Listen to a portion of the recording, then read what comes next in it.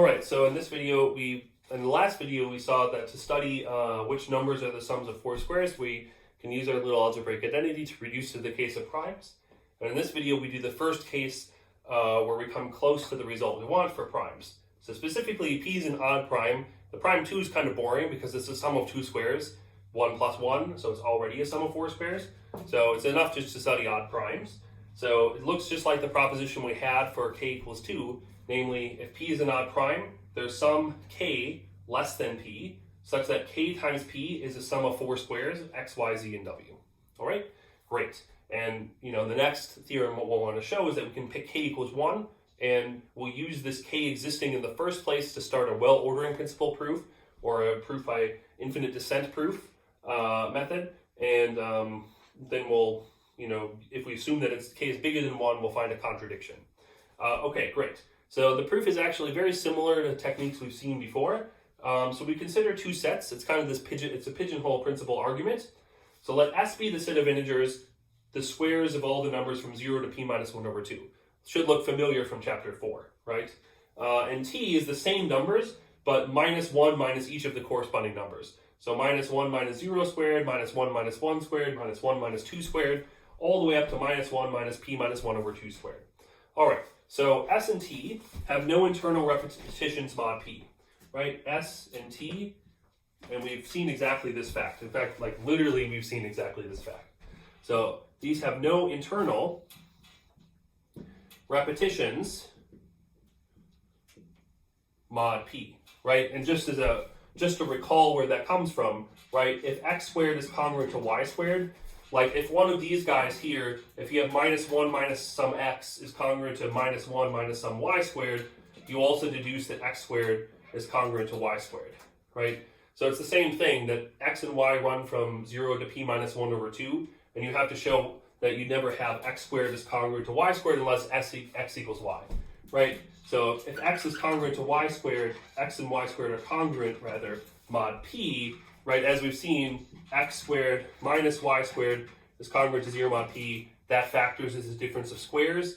So therefore, x is either congruent to plus or minus y mod p, right? And since I'm only looking at half of the range, nothing here is congruent to its negative. So like the negatives of 0 through p minus 1 over 2, minus 0 is p, minus 1 is p minus 1, so it starts at the other half of the reduced representative range, all the way up to p minus 1 over 2, minus that is p plus 1 over 2.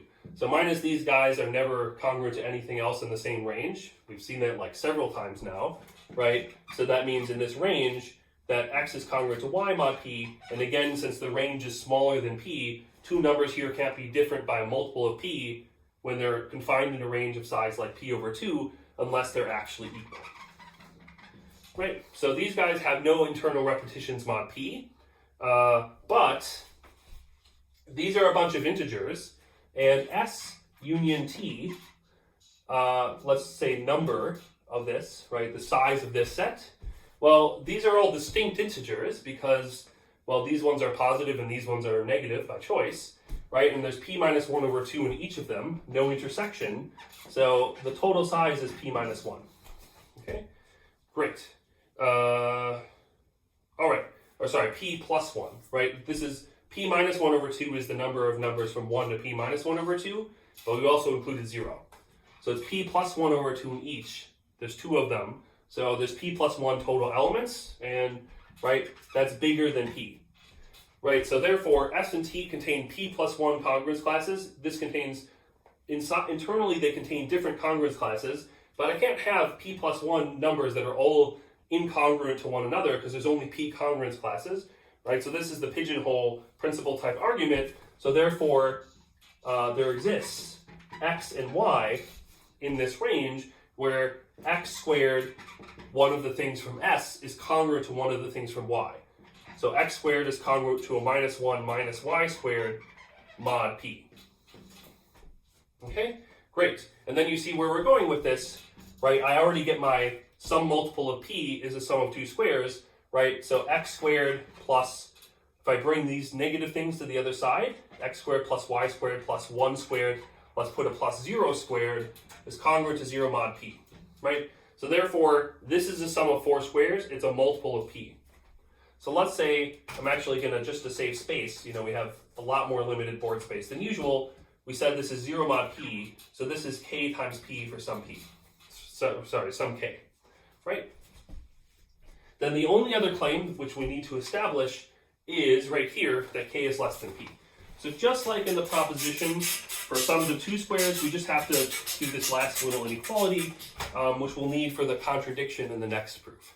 All right, great. So if we look at, we have this equation here, x squared plus y squared plus 1 is kp, right? So if we look at x squared plus y squared plus 1, all right, so that's equal to k times p, but each of the x and y, right, if I looked at x and y came from the definitions of s and t, and I let things range between 0 and p minus 1, okay? So x and y are both, by the definition, between 0 and p minus 1, okay? All right, so therefore, each x or y, p minus 1 over 2 actually, right? Okay, so each x and y are less than or equal to p minus 1 over 2, right? So each one of these is less than or equal to p minus 1 over 2 squared, right? And there's 2 of them satisfying that same inequality. And then I have to add a plus 1 because there's a plus 1 here, all right? And again, this is easy to check that this is less than p squared, right? Because, well, this is essentially, think what's happening, this is approximately 2 times p over 2 squared. So this is approximately 2 times p squared over 4. So this is actually really close to p squared over 2, right? The 2 times p minus 1 over 2 squared is actually strictly smaller than p squared over 2. And the plus 1 doesn't save you because p is at least 3. Okay, so, but I have this expression I've been studying, which is equal to kp. So I think I can sneak that in here. So therefore I have kp is less than p squared. And just like before, I cancel a power p on each side, and I get k is less than p, which is exactly what I wanted. All right, so that's it for the preliminaries. The next time we can state the very famous theorem of Lagrange and wrap up today.